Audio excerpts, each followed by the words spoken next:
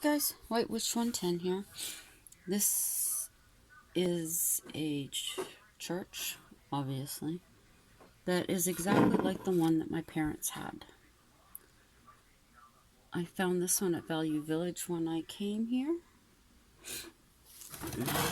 Let's see. And then, whoops, at the back. The light doesn't work, but the music box does. This is one of the little things you would put your Christmas cards to ribbon. But I believe I had a string of lights around this last year. So that was likely used to keep the lights in. Am I on your foot? No. Okay. I'm not on the chicken's leg. Okay. So I won't be crafting tonight. I'm crafted out. I'm tired. We had a nice lunch this afternoon. The client took us out with the other cleaner. So I don't know if you have them down there. A place called The Keg. I had beautiful prime rib with mashed potatoes and green beans and mushrooms with some au jus on the side. It was really good. Really, really good. So tonight I'll just be giving you some Christmas facts. One fact, our temperature outside right now in Fahrenheit is minus 20.2. And tomorrow night... Oh, hang on. Hubby's calling me. Ah, this stupid phone. He's just finished his pecan and butter tarts. What was I saying? Oh, the temperature from what we heard on the bus driver's radio with the guys talking back and forth, tomorrow night in Fahrenheit, it's going to be minus 13, which is minus 25 Celsius. So, starting with the facts, let's see. A Christmas Story. Jack Nicholson wanted to play Ralphie's dad, but if they had hired him to do the role, the budget would have been doubled. The character Ralphie says Red Ryder BB gun 28 times in the movie. The actor who played Flick, the one that got their tongue stuck on the pole, spent many years in adult films, though in the year 2000 he came back to mainstream movies. Brian Jones is now the owner of the home from the movie. He made it into a museum. Some of the original props from the movie are there, including the famous snowsuit. Bob Clark's idea for the movie came from a collection of short stories Gene Shepard read on the radio. He was on his way to a date and delayed getting there by an hour to listen to the stories. The movie is partly responsible for the program Wonder Years. The Red Ryder BB guns were first made in 1938. There were two sequels discussed, one in 1988, where Ralphie was excited for his first job, and the other was 1994. The story was called My Summer Story. And in 2012, A Christmas Story 2 took up 5 years after the original one left off. I don't remember even hearing about any of these or seeing any of them. So we'll just take their word for it that that actually is what it was. Now, How the Grinch Stole Christmas. The animated special had a budget of $300,000, which today would be about $2.2 million. Charlie Brown's Christmas only cost $96,000. Boris Karloff was originally thought to be too scary to narrate the program. Yet that's half of the charm of the whole movie. In 1956, the Grinch book was black and white. Rumors says the color of the rental car became the color for the Grinch. Isn't that strange? And Thurl Ravenscroft sang You're a Mean One, Mr. Grinch. He was also the voice of Tony the Tiger for 5 decades until his passing in 2005. There are parts of the movie that were not in the book. This was because the movie would have only been 12 minutes long otherwise. There are sequels to the movie. 1977, Halloween is Grinch Night. And in 1982, The Grinch's The Cat in the Hat. The Halloween one sounds familiar, but not the other one. And A Charlie Brown Christmas. Charles Schulz wasn't interested in animation. He agreed to the animation only if Lee Mendelson would take on the project. CBS and Coca-Cola gave $76,000 to produce it. Schulz and Mendelson earned roughly $5 million through 2000. It was originally going to have a laugh track. Schulz didn't want it.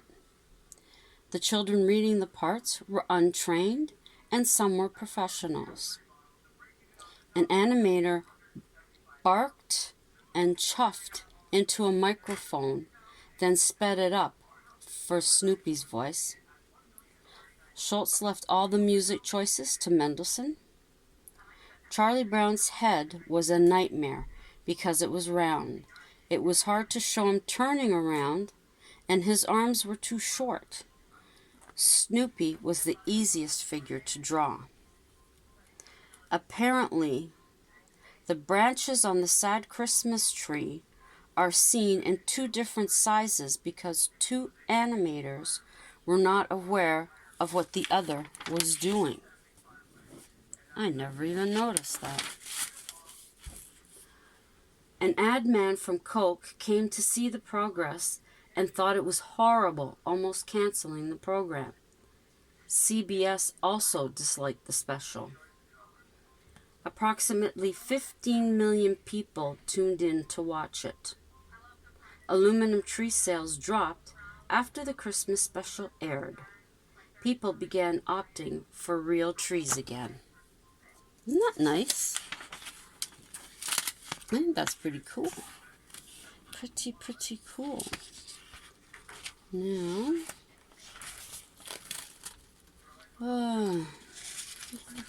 we'll go back here to a story.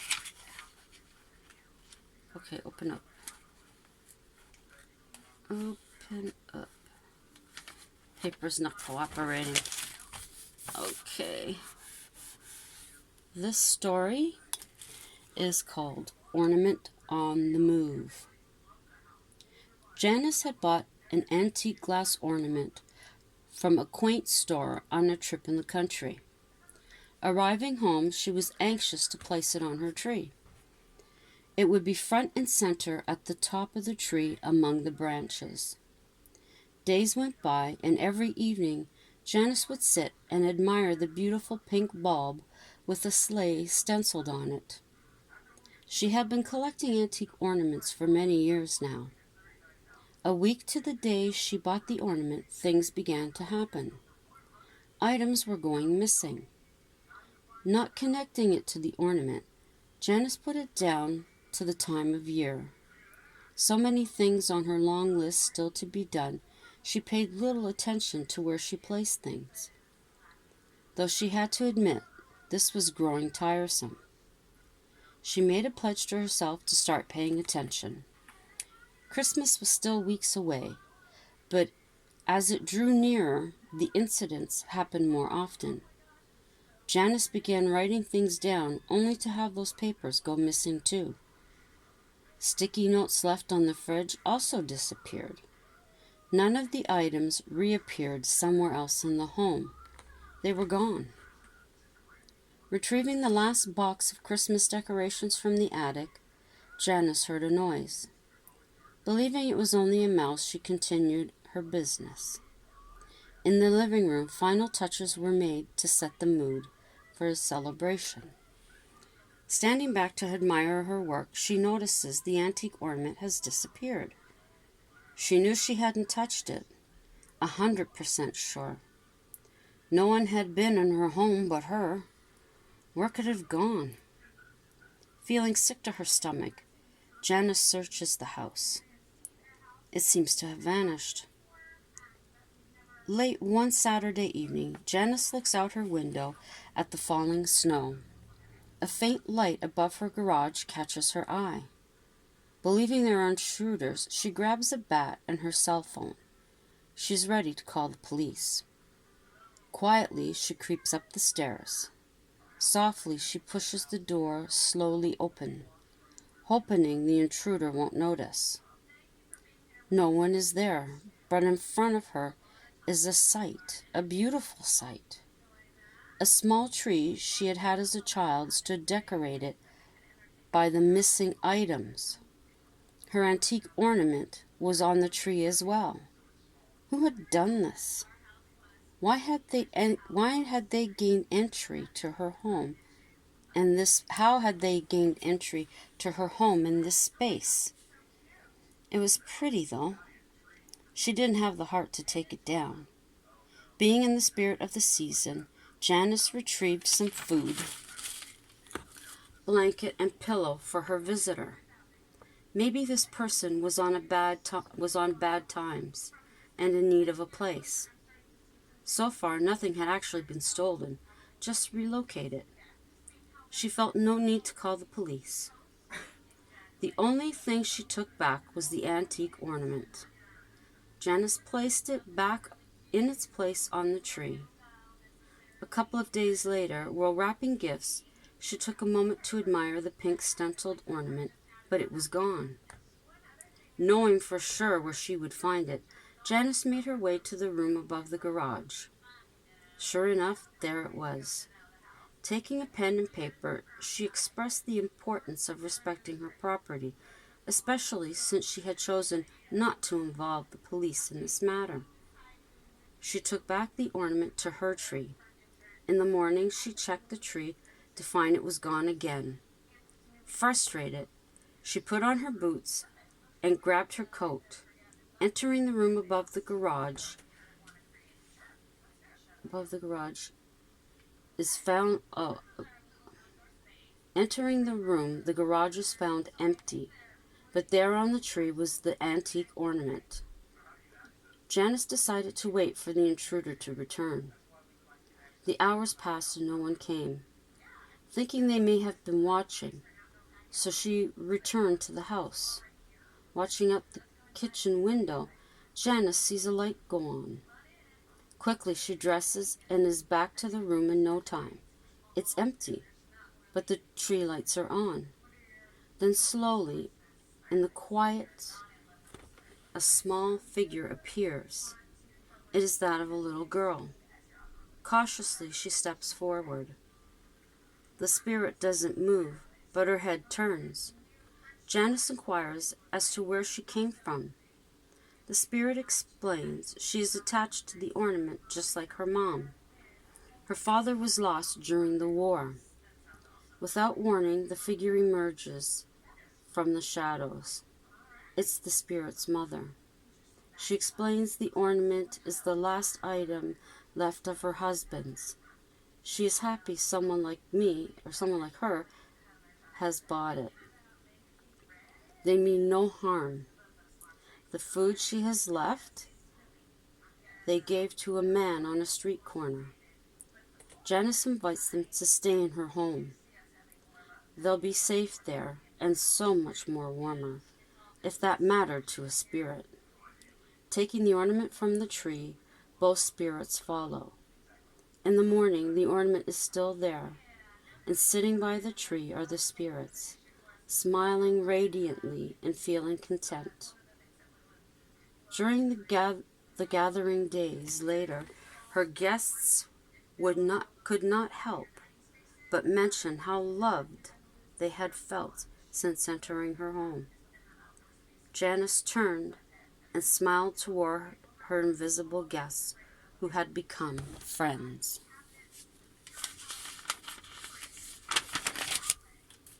Nice story. Very nice story. I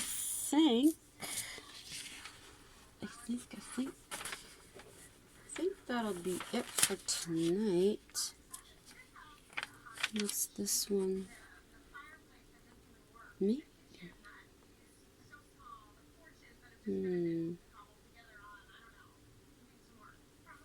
There's one here, The Peace.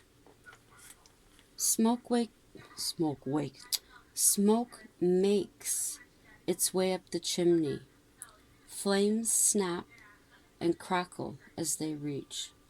Embers of burning wood glow an orangey red. Warmth begins to seep into the small room. I gaze into the bricks and watch the dance of smoke and flame. There is a sense of comfort that washes over me. Curled up on the sofa, blanket tucked around me, I am glad to be home.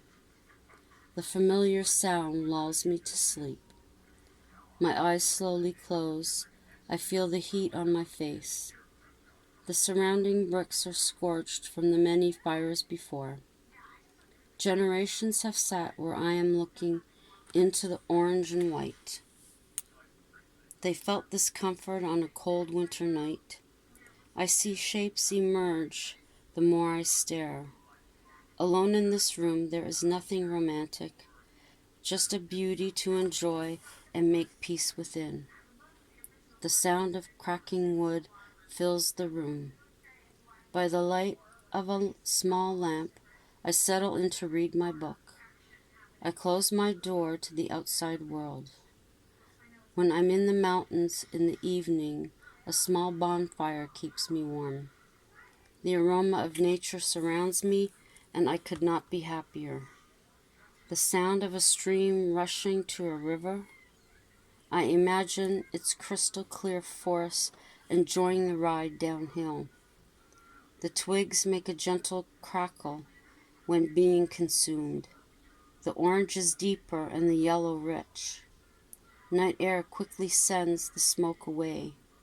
As the branches fall into the fire, the light fades. I don't want to leave this place. I don't want to go home. I would go back, collect a few things, then return here and stay forever. Away from people and noise. Away from the unhealthy energy. I don't want to give a shit about anything but what pleases me. I need to come first to survive. I need to step out and be me. Interesting. I don't have when I wrote that, but it must have been maybe last month. So that'll be it for tonight. I have another couple of stories here. Well, that one's long. I don't think that one's meant to be in here. And then I'll have some facts on, looks like The Bishop's Wife is one of the movies. And, oh yes, a reminder to my subscribers who are in cold climates. Remember, when you're getting up in the morning or at any time, before you start your car, if it is outside or animals can gain entry to your garage, please check your motors before starting them. Bang on the hood so that if there is an animal in there that it'll leave, but please make sure that there are no animals in your motor. And also now online, I believe it's on YouTube. You might even be able to find it on some of the Facebook pages in regards to making homes for the feral cats with a tub, one of the tote bag or tote tubs, styrofoam, and I believe they also put a little bit of hay inside. You'd cut a hole in the plastic tub and then trace that with the styrofoam, and you would leave this in your backyard so that the feral cats have a warm place to stay. We unfortunately can't do that because we're in an apartment. But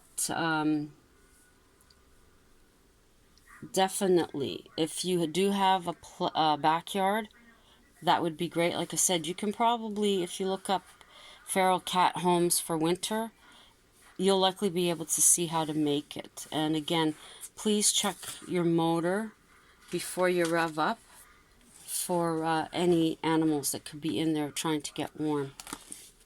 Other topics that I'll be giving you information on are stockings, department store Santas, wrapping paper, bows, and a few others. So to my loyal subscribers, thank you again for dropping by and leaving me the comments that you do. I enjoy reading them. If you're just passing through, please feel free to check out my other videos.